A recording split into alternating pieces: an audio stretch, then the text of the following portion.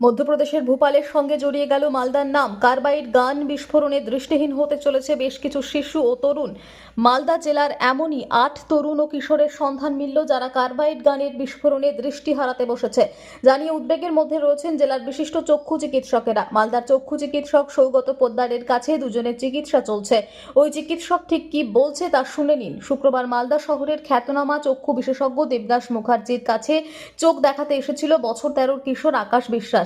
তার বাড়ি গাজলের এক প্রত্যন্ত গ্রামে। কিভাবে চোখে আঘাত পেয়েছে জানতে চাইলে ওই কিশোর জানায় হবিবপুর থেকে একইভাবে আহত বছর 20 তরুণ কিশোর বিশ্বাস।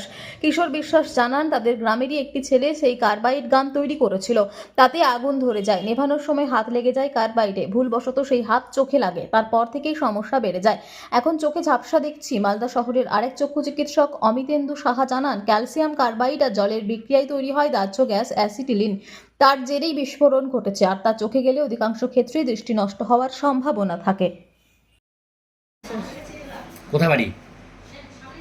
কাজল হরিদাস। কি করছিল তুমি? আমি কার্বাইডে বোম বানাচ্ছিলাম। হ্যাঁ ওটা ফাটছিল না, তো চোখের ওখানে দেখছিলাম হ্যাঁ আর লাইটার ডিবে দিয়েছি আর ওটা ফেটে গেছে। কি করে বানাচ্ছিলা ওগুলো? কেমন ওটা করে বানিয়ে মোবাইলে দেখে দেখে বানাচ্ছিলাম। কি দেখেছিলাম মোবাইলে? মোবাইলে দেখেছিলাম লাইটার পিছনে বোতলের পিছনে ফুটা করে হ্যাঁ। লাইটারটা করে বালু দিয়ে হ্যাঁ। ফেভিকুইক দিয়ে আটকে দিতে হবে। হ্যাঁ আর মুটকে ওখান থেকে কার্বাইডটা ঢেলে একটু জল দিয়ে হ্যাঁ। ঝাঁকিয়ে গ্যাসটা হবে তখন টিপে ফাটাতে হবে।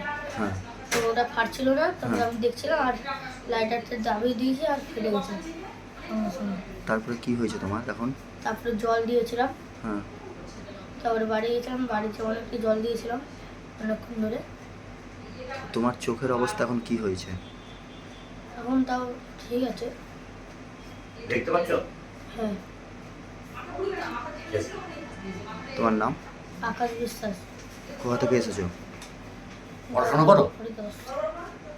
কোন স্কুলে, কোন ক্লাসে? গাজর এইচ হাই স্কুল কোন ক্লাসে? 6।